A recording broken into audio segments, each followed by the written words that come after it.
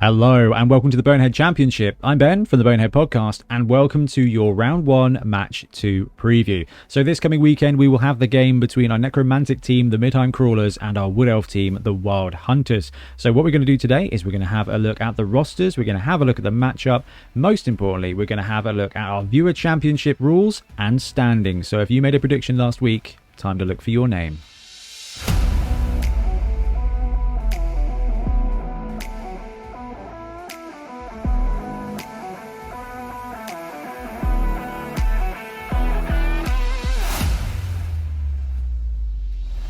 So first up is our Necromantic team, the Midheim Crawlers. So we put it to you guys on our Patreon to name the team, which was cool, and then we took a bunch of great suggestions for our players.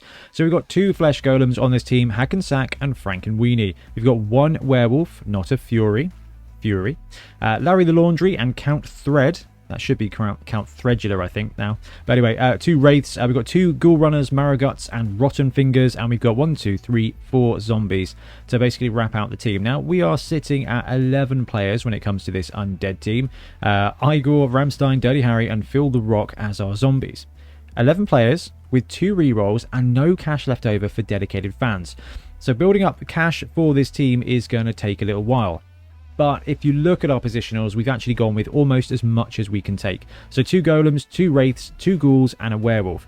The other roster we were really tempted by was 2 Werewolves and no Ghouls. But we decided that 1 Werewolf with 2 Ghouls gives you 3 and 3+ players, whereas just taking both those wolves left you with only 2 scoring threats. So this kind of sacrifices a little bit of that combat power for more ability to actually do things with the ball. Now, sitting at 995, this is going to give no petty cash either way, so it's going to be a real straight shoot. This team, 2 rerolls, 2 strength 4 players, a couple of blocks, some dodge as well. Getting the ball is going to be the challenge, but hey, should just be a 3+ roll, assuming everything goes to plan.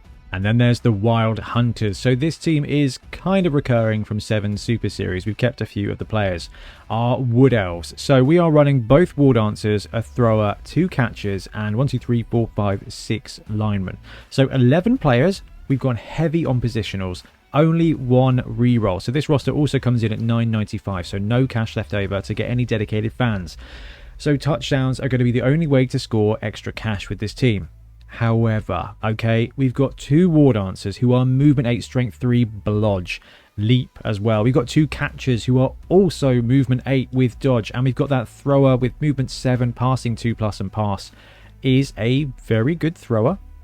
Potentially the best thrower in the game. I guess we'll find out. So we've got Einglin, Deathblade, Lucius, Gusthaven, our 2 War Dancers. We've got Glodril, Okarm, our Thrower, Quinia, Lightfeet, Lithia, Freeheart, Uru, Ashenbranch, Menethia, Windlight, Elmwood, Blooms, Veshar, Firesight, Liminal, Everstream, and Gallia, Faith as our team.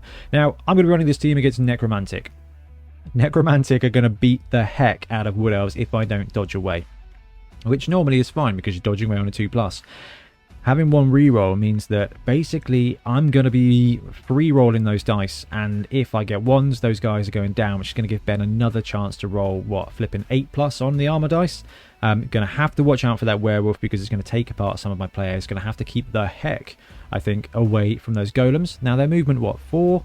They're strength 4, so they're going to be punching my guys around, but it's going to be fine. I think I'm more worried about the Wraiths because of that block advantage. I don't want my War Dancers anywhere near them, which kind of means that those Wraiths can go after my linemen. If I start losing linemen, it's going to hurt. Hopefully, I can make it through this game, get enough cash to pick up an Apothecary to try and keep some of these positionals alive. The other roster we could have gone with is 2 War Dancers, nothing else, with 2 rerolls. But we wanted to really get this team going and see what it could do. So you guys pointed out last time that you wanted to know a little bit more about the coach I'll be playing against. And this week we've got Bloodtithe Ben. So if you guys watch the podcast, you'll know that Bloodtithe is my regular co-host. So Ben is very, very well versed in the world of Blood Bowl. In fact, recently he came, I think he ended up 3rd at our last tournament. After losing to Gimli on the top table, which having done that myself, is a very, very fair way to lose. So Ben definitely knows what he's doing when it comes to Blood Bowl, and if you want to see him play games, you can just go back and watch some of the 7 Super Series. Ben loves all kinds of Blood Bowl, all kinds of tactics, and is very much looking forward to running Necromantic because he loves wolves. He's a big fan of the Were team from Fumble. He ran that for a league against us, and he also ran that on 7 Super Series Season 2 as well. So Ben is well versed in the ways of the werewolf, so it should be a pretty fair matchup. Okay, so we've had a look at the rosters. Now let's talk about the actual matchup here. Necromantic are quite a strong team, and they've got a good element of dash here as well. Now the roster that we've gone for with that werewolf and 2 ghouls actually gives them a little bit more scoring threat than normal, at the expense of potentially some combat skill. Now, Wood Elves don't have a huge amount of combat skill. They are basically all about the dash here. Even though it's a positional heavy roster, not going to be that kind of combatively strong. So we are going to see Midheim Crawlers basically take their bash in this situation against the dash of the Wild Hunters, which would normally favour the Wood Elves, except for the fact that we've gone for a 1 reroll build. Now, don't get me wrong, the Necro team's only got 2 rerolls, and the Wild Hunters having 1, it does keep it really close. Wild Hunters have got the edge advantage, Midheim Crawlers definitely have the strength advantage. And I'm playing against Ben, so I do love Wood Elves, okay? I've had a good time with Wood Elves in the past. It's been great. They're not my favourite team, but I am excited to see more of how they play in Season 2. Necro, though, Ben is an absolute werewolf pro, but he's only got 1 werewolf and a couple of ghouls. So I'm hoping that actually if I can find a way to limit his key players, anytime they get the ball, I might be able to just do elf shenanigans. I don't know. That's kind of going to be my plan, is just to push the Wood Elves as much as I can to see if we can just nos our way to a massive victory against Ben. Although it's entirely possible that the team just shakes itself apart and dies.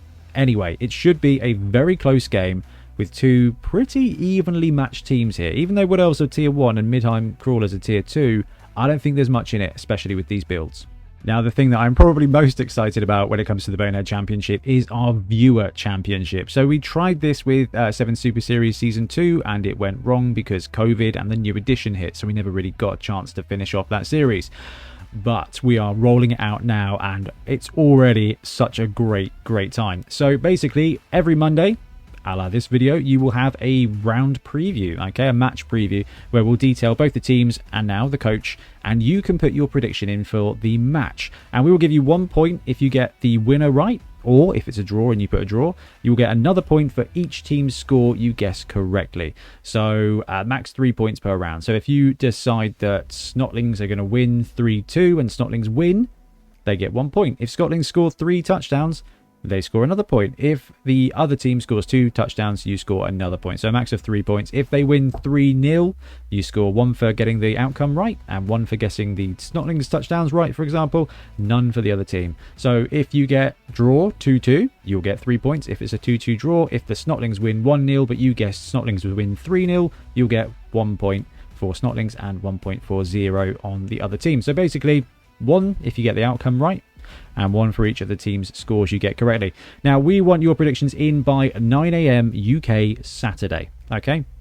Now, the reason for that is because the games will go live for our Patreons on Saturday morning, around about 9 o'clock. We don't want those guys, as great as they are and as huge a support they are, to know the outcomes before you can get the predictions in. So we will close up the predictions at 9 o'clock UK time on Saturdays. Then the game will go live for our Patreons, and then the next day, round about the same time, 9-10 o'clock, the go live will be for everybody else on the YouTube channel. So make sure you get your predictions in below, because I want to see some bold predictions. It's going to be a really tight game, and it's just really fun to see the scores total up. So get yourself on the scoreboard by getting those predictions in now. And we had some absolutely awesome predictions in the last round, so got to call out a few of these. Martin and David Warner, Blood Bowl Commissioner, both getting it exactly right with the description and everything. So Martin, 2-2 draw, Snotlings make a 1-turn touchdown at the end, many Snotlings injured too. Reasonable. David Warner, Blood Bowl Commissioner, 2-2 draw. I think throw teammate will force the game to a draw. Exactly right, but we got a couple of absolutely brilliant ones here as well. That guy 0716, Snotling Win 4-3. I am so sorry, that guy, that we couldn't quite give you the shootout that you were looking for, but man, what a bold prediction. that would have been all the points, to be fair. And Jonathan as well, Snotlings all the way for Neil. I love the guts behind that prediction. I'm very much looking forward to seeing what you guys, especially you mad lads, reckon is going to happen between our Necromantic team and our Wood Elf team. So with the Viewer Championship, we give you points, as we've already gone through. So we have got a bunch of coaches tied for first place. I think it's something like 19. We've got Jack Barber, D. Maskell, who I think I know, Mikhail Johnson, Miss Handy Bandy, Robert Brooke, Sam O'Dwyer, Chris John Martin, Mike Cotterill, Steve Lowe, Ross Miller, Piotr Carr, Christopher Jensen, David Warner, Blood Bowl Commissioner, Sean Graves, Great Legs Gunpla, Stuart Shelley, Carl Messenger, and Olive Bayou, all bang on in first place with an exact correct answer at 3 points. Now, there's something like 190 of you guys in joint second place with 1 point, and everybody else is obviously sitting at the bottom. Stay tuned to the end of the video. You will see the full standings. Do the Star Wars scroll basically up the screen. So if you want to see where you've posted, keep watching, and at the end of the video you will see it live. But make sure you get your guesses in for next week, because the scores are going to add up, and as we go throughout the season we're going to start giving out loot to the winners. Okay, so we've looked at the teams, we've looked at the matchup, we've looked at the Viewer Championship. All that's left to do now is look forward to the game this weekend and keep an eye on those Viewer Championship scores. Thanks ever so much for watching. We'll be back soon with more Blood Bowl content. Get your scores in, because I love it, and we'll see you soon. Happy blocking.